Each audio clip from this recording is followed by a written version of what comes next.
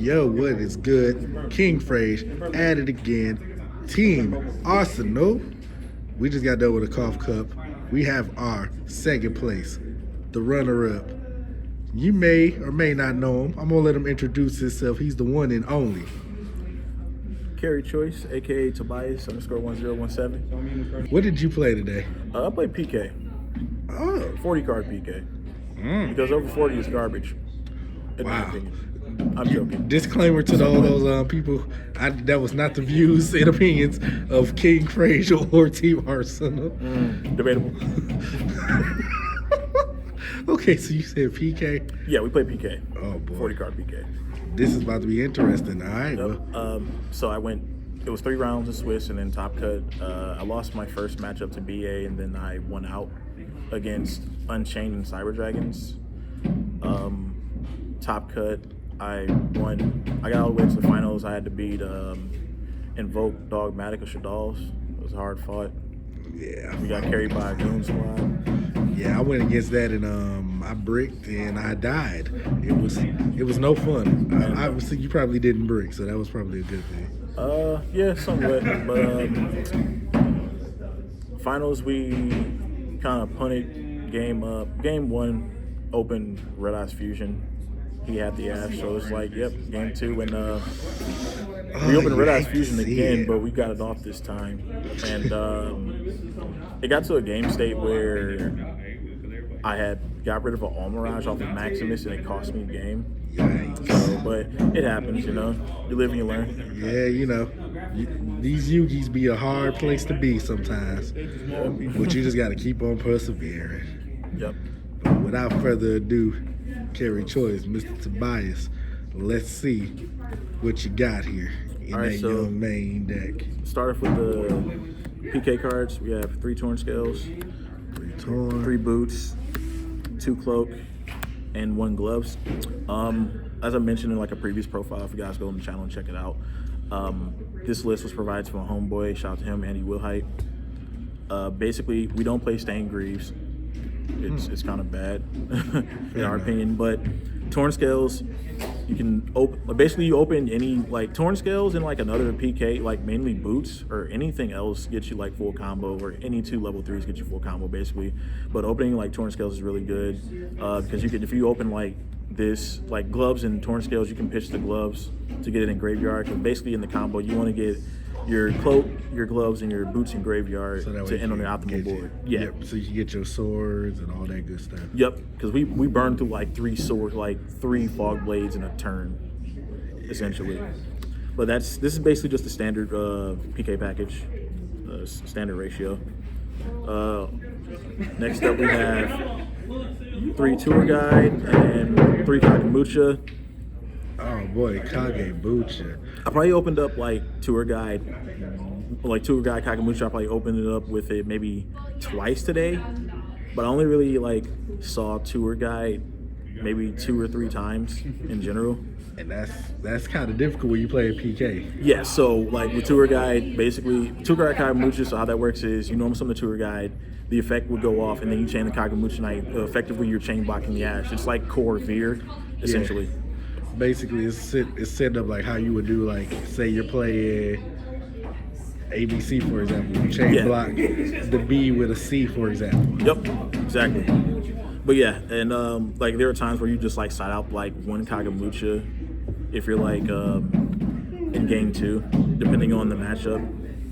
Oh yeah. Next up, like, so the next few cards are like basically extenders. So Psychic Wielder and Psychic Tracker, they basically just like summon themselves out by having a level 3 out. So I can even literally just open both of these and just go normal summon 1, special summon the other. Or I could like open an E-Telly and special summon 1 and then special summon the other if it's in my hand. So it's like I still keep a normal summon.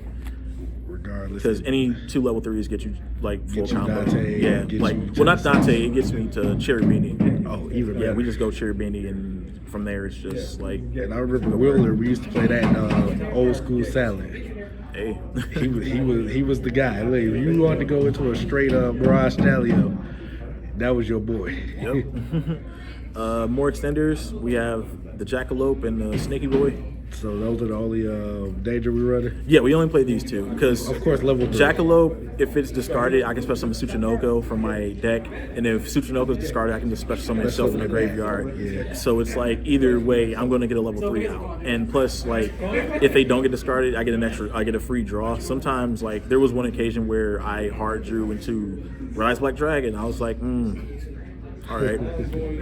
Like I said, just like those are the extenders. I'm surprised you don't run this for the same thing for the special summon too. No, because mainly we want to like have as many level 3s as possible for our plays. Next up, we have Graphene Seer. Like Graph is obviously your tour guide target. A lot of people play like 3 BA monsters like the Limbic, but I don't. I just think it's just like. Sometimes you'll open because they do it to avoid opening the other two, but it's like it's gonna happen. Like a lot of the over 40 cards, they only play over 40 because they don't want to open up with like Dragoon Garnets or like one of these two. But it's like it's gonna happen regardless. That's just it is what it is. Like, but basically, Graph is the tour guide target, and then you link Cherubini, effect, Special Seer, and then you just go off from there. Now, which brings me to the next question. Since you run the 3s, do you side Barbar at all? Or no, we don't use Barbar. Okay. I had to ask, the time rules and whatnot. No. And then the Garnets. Garnets, yeah, man. We opened these quite a bit today, but like I said, when you're playing the Goon Squad package, it's gonna happen. Like, it's going to happen. Sometimes it happens a lot. Sometimes it doesn't happen at all, which we kind of like. But it is what it is. That's why I'm going to show you Dragoon players one day. I'm going to come out with Rainbow Deals and be like, so what about Dragoon?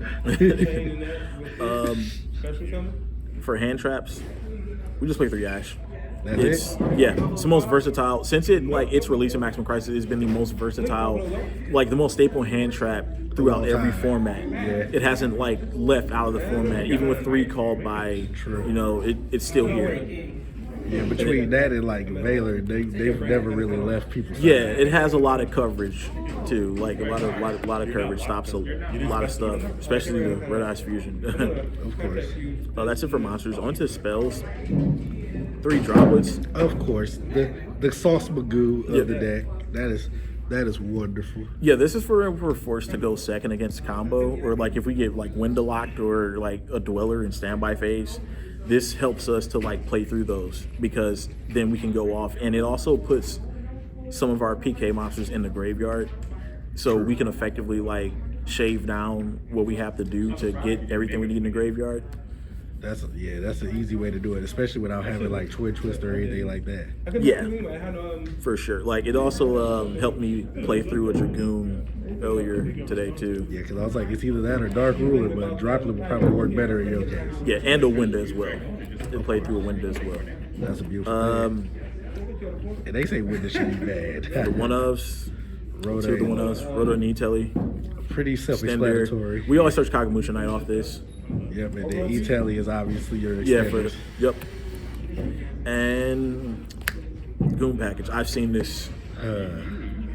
Like I hate when you just opened it. Yeah, I'm just like, okay, look, bro. Like game 1 of the finals, I opened it and I was just like, okay, I'm sorry. And I played Red Eyes Fusion. He had the Ash, so I was like, yeah, that's it. I can't really do anything. Game 2, we opened it again. He didn't have the Ash, and like, that's the craziness, man. Yeah.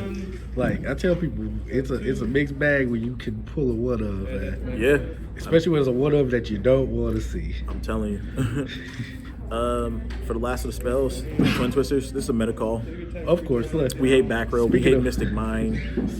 Speaking of pitching off cards. Yep. Stop Schism in standby phase because Schisms can only be like used effect in main phase. It's also good against the Prank Hit matchup. True. And it's also good for like because Pandemonium has the same restriction, it has to be activated in main phase. And then it's also like it's just good for baiting out stuff as well, like forcing negates or like back row. It's really strong against Tri Brigade because they end on like 3 back row at the very 2 to 3 back row, so you can force out the revolt early and probably get rid of a strike. Oh yeah, and the biggest thing with that is like I know I signed Cyclone for that reason. Yep. And that's arguably why, but in your case, Twin Twister would be perfect because once again, we're trying to Yeah. get certain pieces in the grave if we need it. Yeah, basically, and it's really good against Eldritch too because it forces out the back row, Doors and all that good so I don't stuff. have to worry about myself getting popped or like banished. So I basically cut down the disruptions, and like I said, we hate Mystic Mind like other control decks. Like we're a combo deck, so we want to make sure we go for we go off as much as we possibly can. I feel that. Onto the traps. So 3 Fogblade, a Shade Brigadine, and a Destruction Phantom Knight Sword. Obviously, just the Phantom package. Yeah, so you're gonna burn through that, but you're always always gonna go for your Shade Brigadier first because you want to be able to make sure you get it. So the Shade Brigadine, I can get this off of like boots, or get like set it off of Rusty. But Shade Brigadine's for like a follow up if I think they have a nib, or if I like open up Ash Blossom, Shade Brigadine, and know they're extenders, so I have to like set the Shade Brigadine, make Link Spider, and then go Verte with the Dragoon. Right. But essentially, it's just like that. That's basically all there is to it. Each of both like I said, with Torn Scales, sometimes I open like Torn Scales and miss, and then like that's really good because then I can just pitch it to send Gloves, and then have Gloves banish to send like Cloak, and then Cloak special like Boots, and then go from like full combo from there.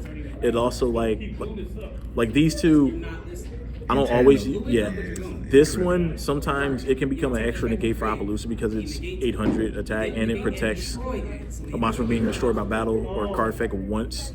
Which can protect you in a really sticky situation. Oh yeah, it definitely. This actually saved me game 2, round 1 against BA because he tried to swing with the Dante at the Verte, but I flipped this, so he took 300 off of that. And that is atrocious. And that obviously is the main deck. Yeah, 40 card main, like I said. Onto this extra deck.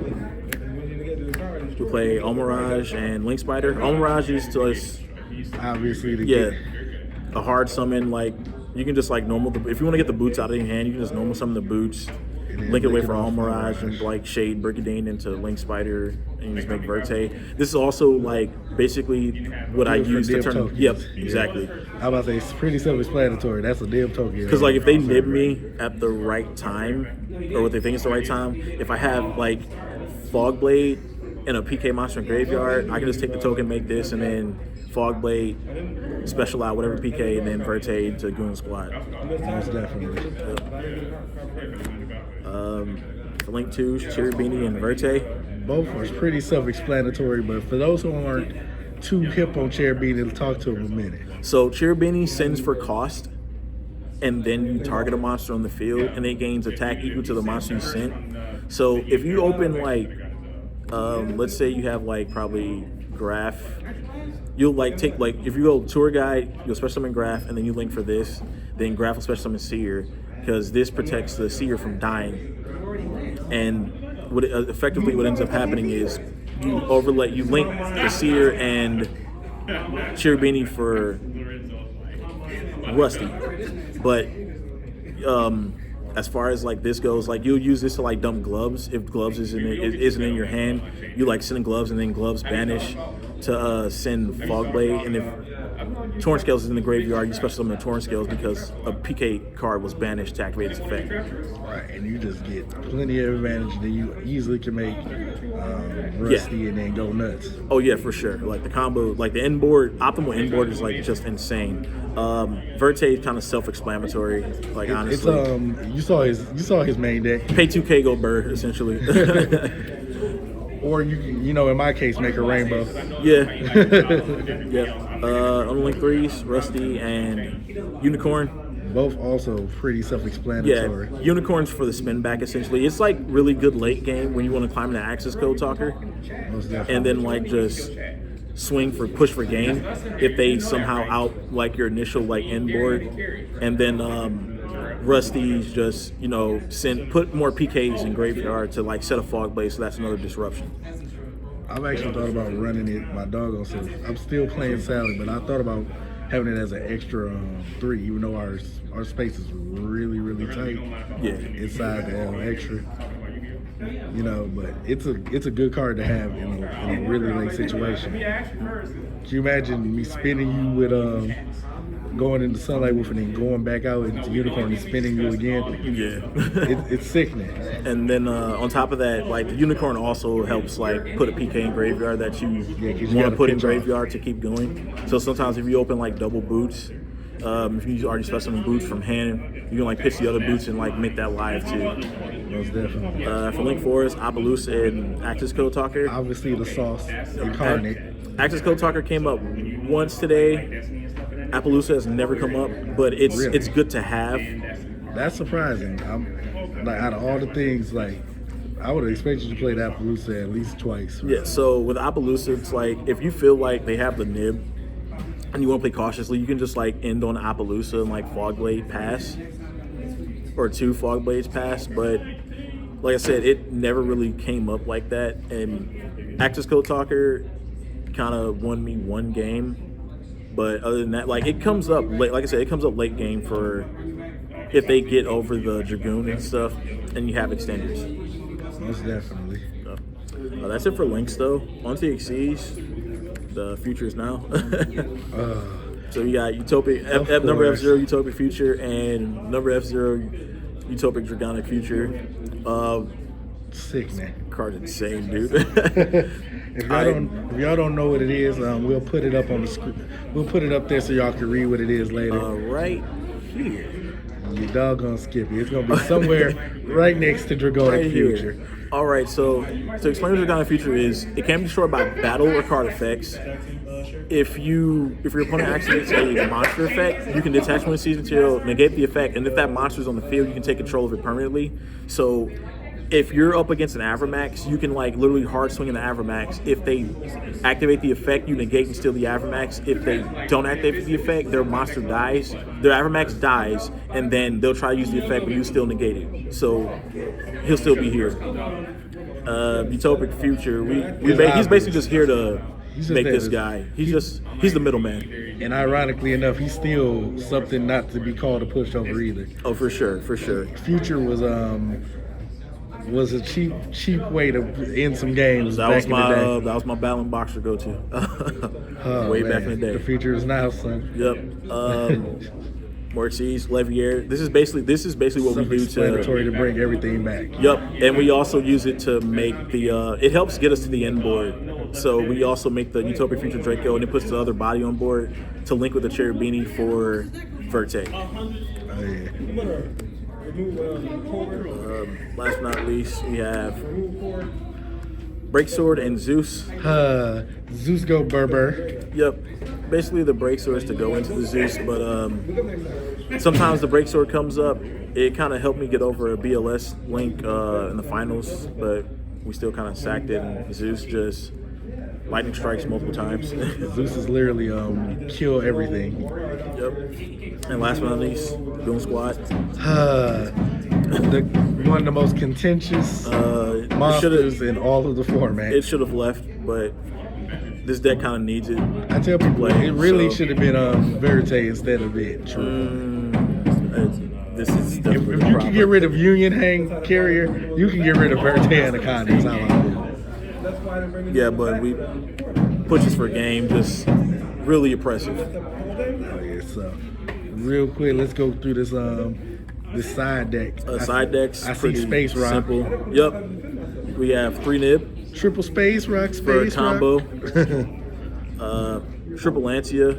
Of course. Really versatile, good against Virtual World, so they can't shin us. Like in Virtual World pass. And obviously Alistair. Tri-Brigades, good against that too. Then we have 3 Droll. Of course, make sure nobody can. No, Dragon Link's still a thing. Sid. A lot of decks like to search and like to make them pay for it. Of course. It's like you did that and no more. Then we have Called By, the one-ups Called By and Feather Duster. Self-explanatory. These are kind of for when we go first. If we lose a die roll and we're forced to go like first or second, like these are really good against like a lot of back rows like Eldritch and stuff. It's just more stuff to make sure that we are clear beat over across the control. board. Yeah. Then we have the old reliables, 2 anti-spell and 1 Imperial Order. Brutal. Drytron is annoying. Fusion decks like Invoked, annoying. Most decks are mostly running spell gas, so self-explanatory. And then last but not least, the red reboot. Stuff like Solemns and pretty much anything that disrupts us is like impermanent. And then for those rogue Ultrageists that's running around here. Like when you open like red reboot and freaking Duster, it's just so clean. Because then they'll set, and then you just go, okay, cool. So we're just gonna Duster. Which is sick, man. And that's pretty much it for the deck profile. Shout out to my team, Angel Gaming, for everybody over in the squad. You know, we do a big shout out to Team Arsenal for having me on the channel again. And shout out to my boy Derry, who made top 4. Unfortunately, I had the 2-0 to get to the top final. So, and shout out to my wife, my support system. Fair game. Yeah. Well, whole lot of love, whole lot of popping up. Once again, that's our second place guy, the one and only Carry Choice, aka Tobias, on the YouTubes. Just go check him out. With that being said, this is King Frage. One love, y'all. Peace. Hi guys, it's Bunny from Team Arsenal. As always, thank you for watching our videos, and always remember to like, comment, share, and subscribe. Thank you guys. Bye.